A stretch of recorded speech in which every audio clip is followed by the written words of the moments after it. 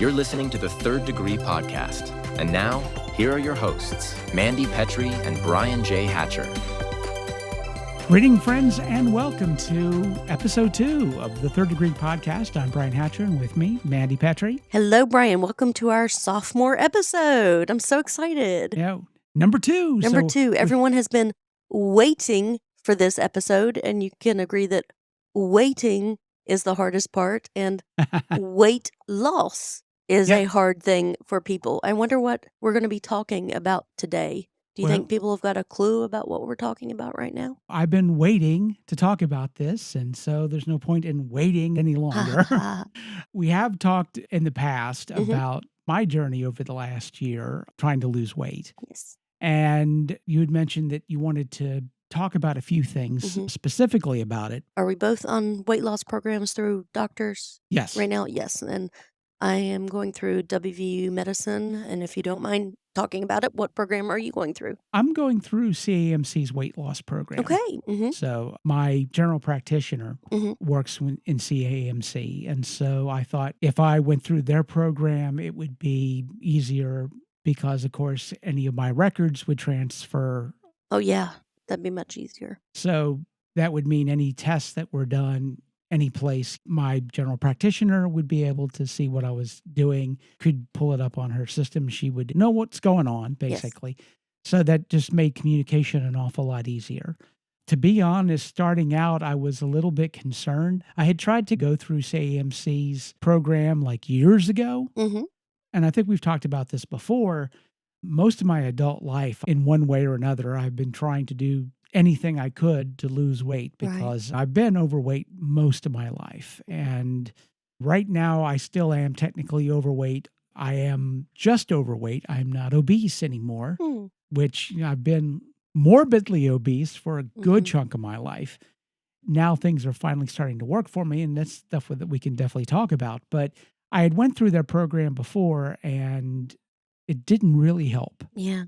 They had a very cookie cutter one way. Yeah. This is how everyone does it. So if it doesn't work for you, it's your fault. Right. You're not doing it. You're not doing what we tell you to do. Clients, yes. And I've been through a bunch of programs. In fact, we're both state employees and we go through PEIA, which is our insurance. And they had wellness programs that I went through and was very compliant on. In fact, part of the program that I was in with PEIA, they for a little while paid for a personal trainer. And once they stopped paying for the personal trainer, I started paying the personal trainer myself out of my own pocket and did that for about a year until I had my heart attack. Yes, that was the surprise heart attack, that sneaky little, was that really a heart attack? I think I remember this. It was a mild heart attack, and I might not have noticed it had I not been doing a lot of cardio, but it was a legit heart attack. It required putting in stents, the whole thing. And keep in mind, at that point, I had been in a health program for nearly 2 years, doing what they had told me to do. And so, obviously, by the end of that, I became very discouraged. The long and the short of it is I have been trying for most of my adult life to try to lose weight. And I always went with conventional wisdom. I've been through a ton of personal trainers. I've tried every diet on the planet, even the weird ones. I've done keto. I've done Atkins, all kinds of different things. Have you done the apple cider vinegar? Yes. Have you done the apple cider vinegar? Oh, God. I can't even think about that without my whole face cringing. Yeah, it wasn't pleasant. But here's the thing. I find this amusing. And you talked about this a little bit when we first started, this idea of if you're not losing weight, it's your fault because it's so easy to do. Right. I mean, because obviously the whole issue with weight loss is calories in and calories out. You take in less calories than you're burning, you're going to lose weight. It's very simple, easy to understand. It's so simple, in fact, that it's completely useless as information. And I think that maybe that's something we can definitely talk about today. But because of this idea of, hey, it's so simple, and if you're not able to lose weight, this is a moral issue with you. You have a problem, right? But here's the thing. Once you start losing weight, what's the first thing people ask you? How did you do it? Yeah. Oh, yeah. What are you doing? wait a minute. If it's so simple and so easy and it's just calories in, calories out, then why are you asking me this question? Are you doing Atkins? Are you doing the caveman diet? Are you keto or coffee and grapefruit? Are you? What do you exactly? So obviously there's more to it than just calories in, calories out. Tapeworms. Yeah. I haven't tried the tapeworm diet, or at least as far as I'm aware of. But I will tell you, I've seen online this commercial that I have found to be really triggering because I identified with it so much. It's this guy, he's in a break room and he has a donut. And this woman walks by and looks at him and goes, I didn't know people with diabetes were supposed to have donuts. And she just walks off. And then it looks like a little slip of paper or a piece of cloth. It flies over and on it says, I didn't know people with diabetes were supposed to eat donuts. And so it's what she said, right? Yeah. And this guy goes to the doctor and you notice there's these little pieces of cloth attached to his shirt. And the doctor's looking at the scale and says, apparently you haven't been trying hard enough. And then another piece of paper appears with this same message on it, right?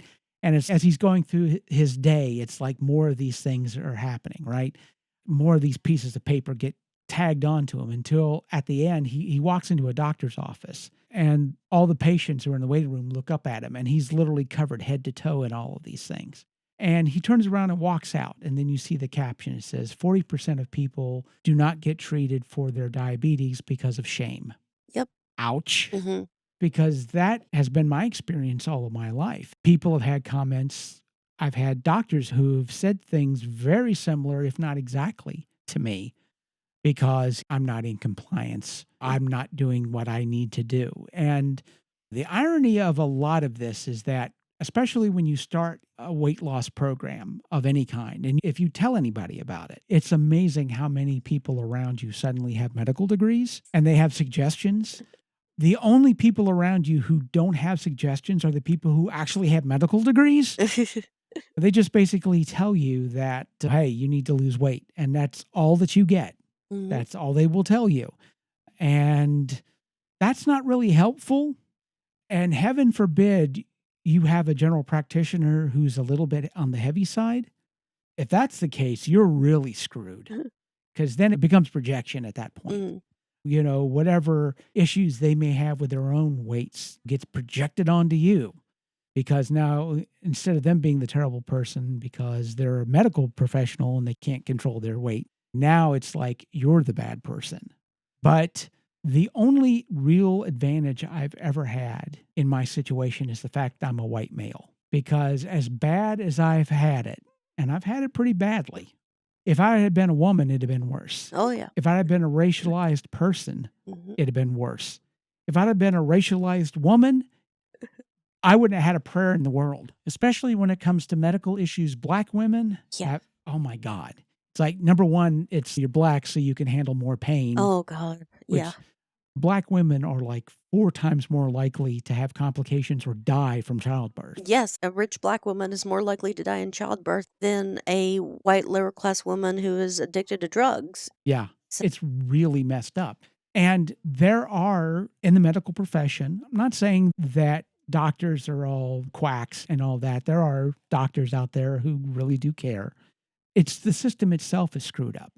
And the perfect example, for a while, our insurance, PEIA, had a program to pay for weight loss medications for people. Yes. To get them onto a program to help. And it helped them. GLP-1? GLP-1s, yes. GLP-1s. Which I was on that, yeah. Yeah. It was working well until the insurance company was like, crap, we don't want to pay for this anymore. And they just stopped doing it. Yep. They just dropped the program. Insurance is screwy in that if you have a weight issue, they look at it as a medical issue when it comes to what are they going to charge you for your insurance? What are you going to be paying monthly? How much of a deductible are they going to tack on to you? Because weight's a medical issue, and so it affects you medically, so they're going to charge you more until they have to pay for something like a weight loss drug or maybe some sort of medical treatment to help you. Then it's considered cosmetic only. Oh, yes. When it's you paying them, it's a medical issue. When it's them paying you, it's cosmetic. And so that dichotomy makes things a hell of a lot rougher on you, especially when your basic standard medical advice for losing weight is, well, you should do it. Yep. That's not very helpful, obviously. What it comes down to is calories in, calories out. It's basically true, but it's not useful advice. Diet and exercise. Diet and exercise. Yeah. That's the mantra. The thing is, a weightlifter could tell me how to do a clean and jerk. Tell me about the type of shoes that I should be wearing, how to chalk my hands, make sure don't hold your breath as you're pulling up, how to get the weight up high enough so you can get your center of gravity under it, get your elbows under it so you can catch it, all of that. I could know all of that stuff, but I'm still not able to bench 400 pounds. Mm. No matter how many times that is explained to me how to do it, can't do it. There's other stuff involved. Yeah, and you were talking about Ozempic, and you said you've been on it. Yep. And I was on the Manjaro form of it. It wasn't Wegovy. I was on Saxenda for a little while, and then I moved to a different one. And then EIA said we're not doing injectables anymore. Then I went over to, it's called Topiramate or Topamax. Its original intention is a seizure medication and an anticonvulsant. It's also has several off-label uses. It is an antidepressant, and also it can help you lose weight. So I've been trying that. It's been slower going than the injectables, but I'm still seeing a bit of results. So it's helped me out, and it also treats migraines. Yes, so that I suffer migraines, so it's helped out with that a lot. now, what's interesting about that, the stuff that you're taking is normally used for depression and other mental issues. And I think in a real sense, that is a big part of weight loss, is understanding the mental side of it, which nobody ever talks about. Now, I've been on Mounjaro, and at this point, I know there are going to be people that hear that and go, well, he's got nothing to tell me. He's cheating. No. First of all, the idea that medicine is a crutch, which people who are on these weight loss medications are dealing with that. People who are on medicine for depression or for bipolar, they're told that, That's not a crutch. that, here's the thing. If you've twisted your ankle and you need to get around and while your ankle is healing, there's nothing better than crutches. Yeah. So there's nothing wrong with crutches. Right. Okay. But then this goes back to this whole idea of weight as a moral issue. And it isn't. It's not about if you were a better person, you would be lighter. The truth is, my journey with Mounjaro, I had lost 40 pounds before I was ever on it. Nice. And I started at 2.5. I'm currently on 5, which is considered maintenance level. Yeah. I have never been on a higher dose than 5. The weight loss that I have had really hasn't had a lot to do with the medication. Yeah. That was your hard work. And the other thing, too, is that the reason why my insurance pays for my Mounjaro is because I have type 2 diabetes. I'm not taking it for weight loss. See? I'm taking it for diabetes. And here's the thing. So yours is definitely not cosmetic. Yours is medical. Yeah. They cannot fight you on this. You would think so, but there has been some talk that they might stop paying for my Mounjaro because my A1C is so good. Now, here's the thing. Why is it so good? Because you're on the Mounjaro. Exactly. If I stopped taking Mounjaro and went out and had a blizzard from Dairy Queen, I'm screwed. Yeah. Okay. I've gotten to a place now, diet-wise, where I can't even really eat a whole lot of sugar without getting like a blazing headache and nauseated and all of that. Yeah. So my diet has changed because I've changed my diet. Right. And here's the thing about the medication. Even though a lot of people look at it as a crutch and that it's cheating, which is all screwy anyway, basically what medication is for when it comes to weight loss, it is a solution developed in a lab to take care of a problem, developed in a lab, because the issues that people have with food nowadays, especially in the United States, companies who used to sell cigarettes, and I'm not making this up, you can look this up. Yep. Their business model for cigarettes went the way of a bunch of laws. Because of laws that were passed, they have to put all these messages on cigarettes now, and all the things they would do to make cigarettes addictive. They would put formaldehyde in cigarettes because it made the nicotine more addictive. Yep. And once people stopped really smoking as much as they used to. It's weird now. You watch a movie in the 70s and people light up and it just feels so weird because you just Right. don't see that anymore. But because that business died down, a lot of tobacco companies went into the fast food business and went into snacks and things like that. And use the same principles. Exactly. Yes. And in labs now, they figure out, okay, how much sugar, how much salt, what kind of coloring can we use? How do we make things more addictive? How do we make a food that prompts appetite but doesn't satiate it? How do we make people hungry for food? It's like you can go through an entire bag of Doritos and Yes. you're still in the same boat that you started. This stuff is literally tested in a lab. They go in and try to figure out all these It's got to have a combinations. long shelf life. It's got to be easily packaged. It's, yes. Yeah. How do we give it the right kind of crunch? How do we make people crave this food? But at the same time, no matter how much of it they eat of it, it's not going to satiate them. They're going to continue. That's why a lot of these medications are necessary, because being able to break that cycle. We traded our Lucky Strikes for our Lucky Charms. Yeah, that's exactly what happened. It's weird now. I told you, if I were even to eat something that's sugary, it makes me sick. Anytime I've had to eat food that's been off my diet, I'm shocked at how absolutely salty, overpowering, or how sugary, cloying it is. I've been away from this stuff for so long because of my diet. Anytime I revisit it, it's stunning how overpowering food is, processed food. It's to a point it's almost inedible. Yep. But it's because food is so noisy. After a while, you don't notice it.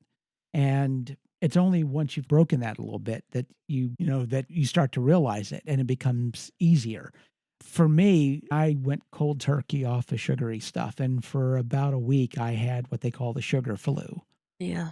where you just get sick and you just have all these cravings. Because one thing that I've noticed, this is not anything scientific, this is anecdotal on my side, but one thing that I've noticed, at least for me, is that your appetites basically use the language of the food that you eat. That is how it communicates. If you eat pizza, if you get hungry, you crave pizza. Yeah. You don't crave sushi. You don't crave salads. You crave what you tend to eat a lot of. If you eat a lot of Doritos, if you get hungry, you crave Doritos.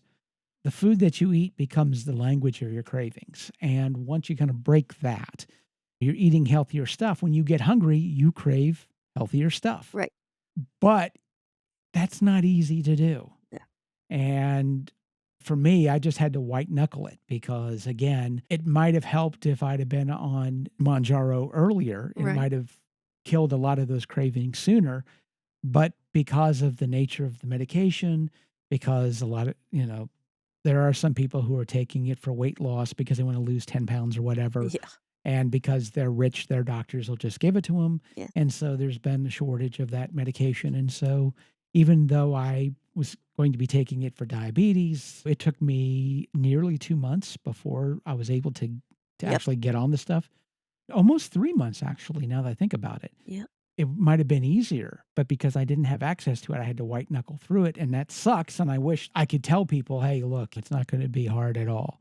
No, it's difficult. Yes. But you just have to ride it out. And I did. Like any other addict. Yeah. Here's the other part of it, too. And I touched on this a little bit when I was talking about how the medication you're on is mostly to help with mental issues. Yes. The mental side of weight loss for me has been the biggest change. I've always been going to gyms and working out. I've been getting personal trainers. I've been changing my diet in all kinds of different ways. What I have never done was counseling and talking to a therapist. Oh, yeah. That has done more for my weight loss than anything else. And the biggest thing that I got out of counseling is discovering that food for me in some situations was a form of self-harm. Yeah. Whenever I got depressed, I would go and get something and eat a lot of it, knowing it would make me sick. But the pain of that sickness, of being nauseated, of getting blinding headaches, of feeling miserable, and even the guilt of, Binge eating disorder. yeah. Yeah. that pain was something I was familiar with, and it was easier to deal with that than the pain I was actually going through. Until I went through counseling for that specifically, I never realized it. And once I realized it, it made dealing with that easier because whenever I would hit a plateau before, I would get depressed. I might as well give up. And understanding how that process worked made it easier for me not to go down that trap. But it also touches on the fact that a lot of people use food as a coping mechanism. Yes. And what sucks is if you are on a diet and you stick with that diet, you've lost a coping mechanism. And that can be very difficult. Food has been a coping mechanism, especially for Americans, for a long time. And it's surprising. You don't even really think about this until, you are working on your health and you're on a diet. But there's so much stuff that in social interactions that deal with food. Yes. If you're going to So go, we don't drink as much as we used to, so we go to restaurants and we eat. yeah, if we're going to meet with people, Yep. even if it's doing an activity, let's go to a restaurant and go out to eat first. Yep. And if we're going to a movie, you get popcorn or whatever, or you get candy or a drink. And so much of social life, food is involved in it in some aspect. You have relatives come out of town, you go out to eat. So it's something that's constant, and you don't realize how much of it plays into just the social interaction until you're noticing it. And then once you're curtailing a lot of that activity, you start to realize, unfortunately, that a lot of the social interactions that you would normally have tend to get curtailed. And so it can be lonely. Because if all your friends tend to do are go out to restaurants and go out to eat, and you're not doing that anymore, you find yourself cut off. And that sucks. Yes. But once you start losing weight, a lot of things about your life kind of suck. Yeah. And maybe that's some things that I can talk about. That's some things that I've noticed since I've lost about 100 pounds. People treat you differently. And you may intellectually know that, but until it starts to happen, it's really noticeable. Yes. You have some people who start to treat you better. And let me do that in air quotes. They treat you better, but there's this weird thing that starts to happen where you realize what they were saying about you behind your back because now you're the skinny person, and they share the joke with the skinny person because for some reason they think you're not the same person as you were from the fat dude. Uh-huh. And so you start to realize, holy crap, they talked a whole bunch of shit about me when I was the fat guy. Yeah. And now you start to learn all of this stuff. Other people stop being your friends. I can't tell you how many people have ghosted me or have tried to sabotage me because people don't like change. Ugh. And so even if there may be like a small handful of people who basically are haters or whatever, and you doing something reminds them of something that they haven't been able to do. And so they don't like that. And so they try to throw a monkey wrench into it to screw you up. And that's not a lot of people who do that, but there are definitely those people there. I definitely know several women who ended up divorced after they got gastric bypass because their husbands couldn't stand other men looking at their wives. Yeah. Yes. And Chris Pratt got divorced after he lost a bunch of weight as well. Definitely happens more to women because guys tend to be very insecure. Yeah. Toxic masculinity will do that shit. But there is definitely that kind of jealousy there. For the most part, the combination of people just don't like change. Right. And so they don't know how to interact with you because you're different. Plus the fact that if a lot of your social interactions have been going out to eat or whatever, and now you're not really doing that anymore, you're not as much fun to be around. And so that happens. So that's a pain. The real change that bothered me more than anything else was how medical professionals in my life treated me differently. I have a specialist that I would see twice a year to deal with issues that I've had. And for about 3 years, I wouldn't see them. I would see their nurse practitioner, which nothing wrong with nurse practitioners, but they just never dealt with me at all. I would just see the nurse practitioner. They would take a bunch of information down to give to my doctor, and that would be it. And so I didn't see him. And then I lost about 100 pounds. And now we're going to the next visit. And I really wondered, what's going to happen? Am I actually going to see that specialist? Am I going to get weighed by the nurse practitioner? Are they going to look at that weight and go, they're going to show up? And I'm like, okay, I have ADHD. This is rejection sensitivity dysphoria. No, I'm reading too much into this.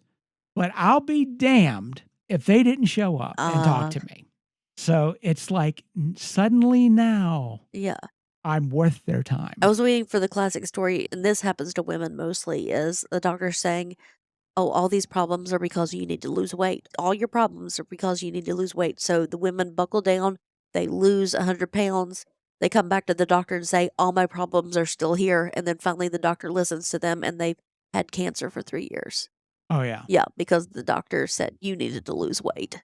And you're right. And it's true that weight can exacerbate problems. Yes. But weight can be a roadblock where they're like, until you lose weight, there's no point in doing anything else. If you don't care about your health, why should anybody else? It's not like a moral issue. The way I describe it is this. Very often what we're trying to do when we're trying to lose weight is we're trying to get to what I call a comfortable weight.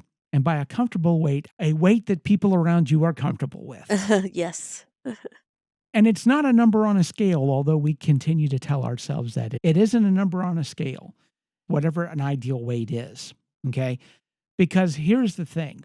It's a range. And if you're in this range, you get treated well, people look at you as a moral, decent human being. Medical professionals will take your health seriously and complaints that you have about your health seriously.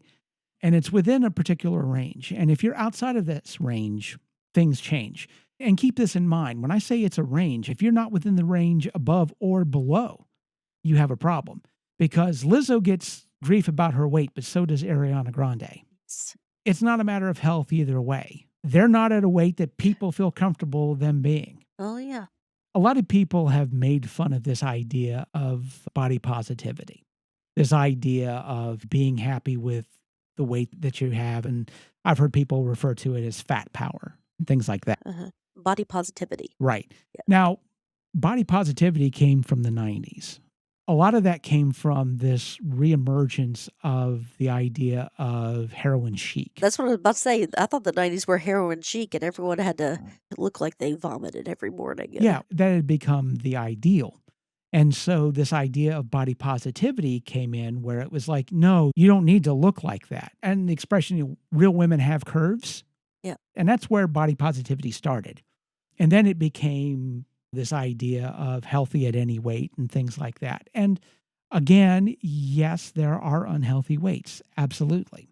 But here's the thing about body positivity. You do have to be happy about the weight that you are. You have to be comfortable with the number that's on the scale when you step on it. And the reason for that is if you're not comfortable with the number that's on the scale, a different number isn't going to do you any good. If you think that a number on a scale is going to make you happy, when you hit that number and you're not happy, and you have to deal with reality. Exactly. And that becomes a problem. And that's why you have things like disordered eating. I thought once I got under 200 pounds, I'd be happy. Nope. And I'm not. Let's see if being under 180 does it. Oh, it doesn't? Nope. Let's try 160. Let's try 140. The same as rituals with obsessive compulsive disorder. If I turn the lights on just one more time, my anxiety will go away. And it doesn't. Yeah. So you have to do it 6 times. And that's why being comfortable with that number is important. Now, it may not be the number you want to stick with eventually when you want to lose weight, but if you don't have that comfort, if the scale becomes the tyrant, it won't ever stop being the tyrant. And there's no number on a scale that's ever going to make you happy. And so you have to get over that idea that your happiness is tied to a number on a scale. And to me, that's what body positivity is. It's doing things for the right reasons. And losing weight, if you're doing it to be healthy, good. Yes. If you think that it's going to solve a bunch of your problems, it's not. And for me, that's why counseling was so important. It, first of all, showed me that I had an issue with disordered eating and knowing that helped me overcome a lot of that. But it also started to address the problems I was addressing poorly, either by overindulging as a form of self-harm or by beating the crap out of myself by working out until I literally passed out as a punishment for myself because of my weight. And that wasn't good for me either. And so where I was trying to focus on my weight as a way of dealing with those issues didn't help. But what did help was me actually addressing the issues themselves and working those issues out. And that for me helped more in my weight loss and actually allowed me to lose weight. It did more for that than anything else. Also, sleep, which nobody ever talks about, but Right. sleep's a huge part of that. And getting good sleep is really important. And I bet sleep apnea, right? Yeah. Yes. Getting the good sleep that you need. Yeah. Being able to breathe while you sleep and getting the right amount of oxygen while you sleep. Yeah. Addressing that helped a lot as Yeah. well.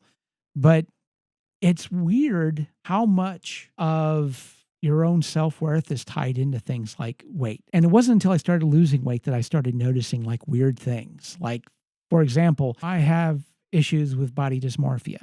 And that comes from being overweight for a long time, but it also deals with my ADHD and autism, a lot of that as well. But one of the things that I noticed as I started losing weight was I couldn't see it. I could look in a mirror every day and I never noticed it. I couldn't see it. Other people could see it. Other people absolutely noticed it. Did you have to see yourself in pictures to realize? Here's what's weird about the pictures. It was like the picture of Dorian Gray. Oh, yeah. I would look at myself in the mirror. I couldn't see a difference. Right. But I noticed that my pictures were getting fatter. I know that it seems strange, but what I mean by this, Your old pictures. my all right. older pictures, yeah. Okay. Yeah. Not your new pictures. All right. Yeah, my older pictures, I looked fatter in them. Who's that guy? Yeah, it ties into this idea of your image of yourself. And as my image of myself changed, and for me, I didn't notice a difference, although it was to a place where later, eventually I realized, wait a minute, I can see my ears where I couldn't do that before, or I couldn't scratch my back and now I can, things like that. I would notice certain things like that, but looking in the mirror, I just couldn't see a difference. But the image of myself in my mind changed and adjusted for things so that when I look in the mirror, it's the same guy. Yeah. My old pictures of me, I'm like, who the heck is that Who guy? is that? Yeah. Yeah, I know. So it's like pictures of Dorian Gray. It's like my pictures got fatter and they would continue to do that. It's like the more weight I lost, the fatter I looked in pictures, in older pictures. It's weird, but again, why I think that this idea, like you said, diet and exercise, it's not good enough is because there are other things in play. Oh, yeah. Like what we talk about sleep, the idea of mental issues or using food as a coping mechanism or using it as a punishment or using exercise as a punishment, using it as a coping mechanism for certain other issues that you're not really addressing, that you would do better if you actually address those issues instead of trying to use food and exercise as a way to deal with those issues. Right. And that's why weight loss is a little more complicated than just this idea of diet and exercise. Right. When you have your own personal issues you're dealing with, when you have people around you who, for one reason or another, don't want to see you change, when you've got an industry that's cramming garbage down your throat and making it more difficult for you, when there are food deserts out there in the United States where it's very difficult to get good food, where you're having to depend on fast food, it's not easy. And I don't say this to depress somebody or to tell them to give up. I'm saying it because I want people to understand that losing weight is hard. It's not your fault that it's hard. There's stuff out there that's making it hard for you. And it will be difficult to break through all of it. But you're not alone. You're not alone. And I know even doctors have, because they did to me, made me feel like the reason why I was overweight was because there was something terribly wrong with me. Yeah. And it was my fault. Again, like with ADHD, the problems I had with school that was all my fault. And I internalized a lot of that stuff. And food became another branch of that. My weight was proof positive that there was something broken about me. And once I was able through therapy to get through that part of it and realize that, yes, there are extenuating circumstances. There are things that make this difficult that have nothing to do with me. And not to say there's nothing I can do about it.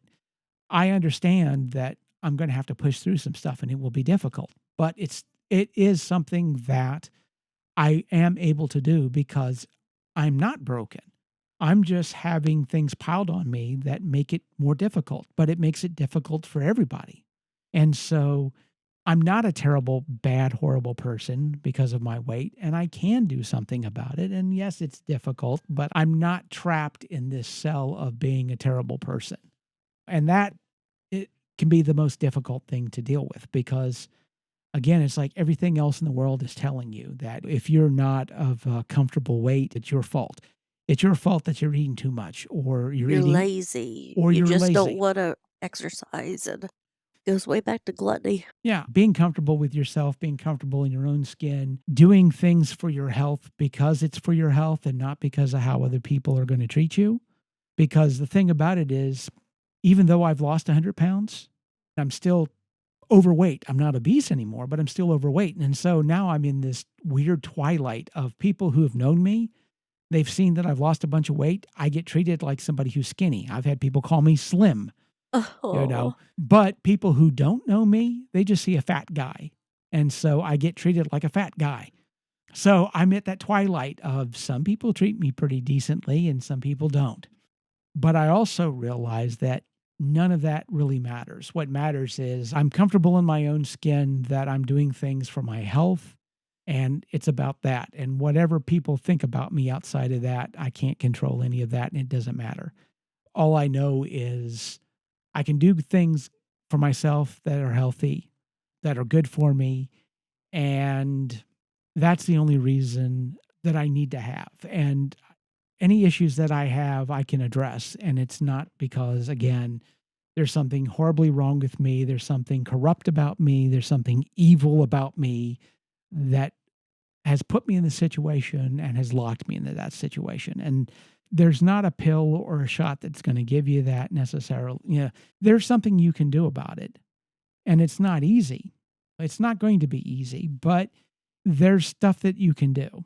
You're not trapped in it, but you're also shouldn't allow yourself to be trapped into this idea of trying to get to a comfortable weight that people will accept that there's this number on the scale that is the secret to all of your happiness. you can start out with small things like getting up and walking around the office or Yeah. cutting out soda. There's definitely things that you can do. And the biggest issue that I had to overcome to lose weight, and it wasn't until I started going to counseling that I realized how deeply that ran in me, of how much, I'll say it, self-loathing I had for myself and how much that affected my life. Until I explored that, I had no idea just how much it was screwing up my life and how much it was sabotaging my health. Until I got through that, nothing I was going to do was going to change anything. Again, that comes from, to my mind, a holistic approach to health. And health isn't simple, unfortunately, because there's a lot of bad information out there. There's a lot Health of, is relative. yeah, it definitely is. There was a lot of self-sabotage there because of this view that I had about myself. And maybe this is something we can talk about on a podcast, this idea of your self-view and how it affects your life.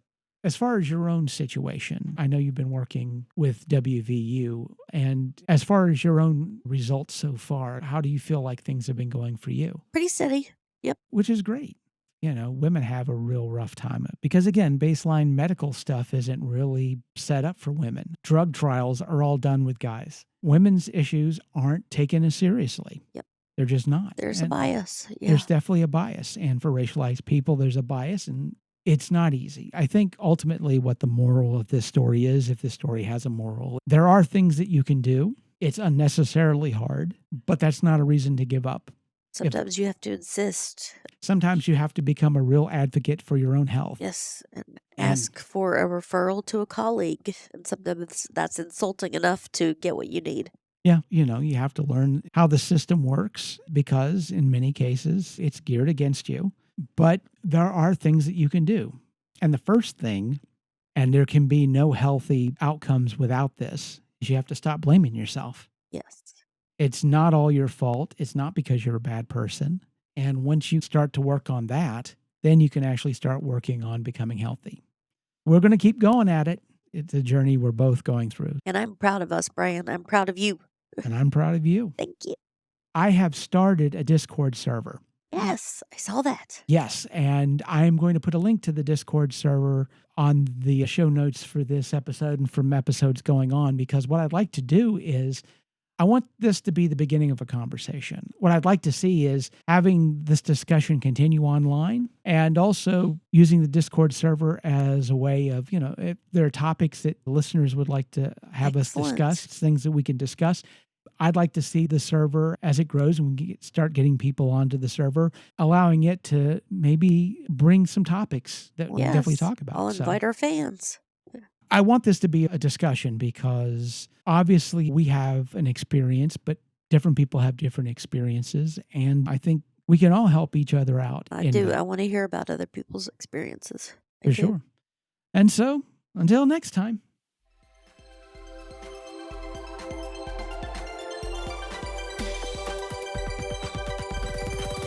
Thanks for listening to the Third Degree Podcast.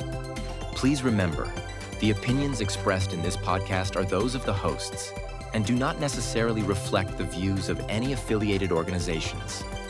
The content provided is for informational and entertainment purposes only. Any advice shared during the show should not be considered medical advice. Always consult a qualified healthcare professional for medical concerns or before making any health-related decisions. The Third Degree Podcast is a Hanging J production.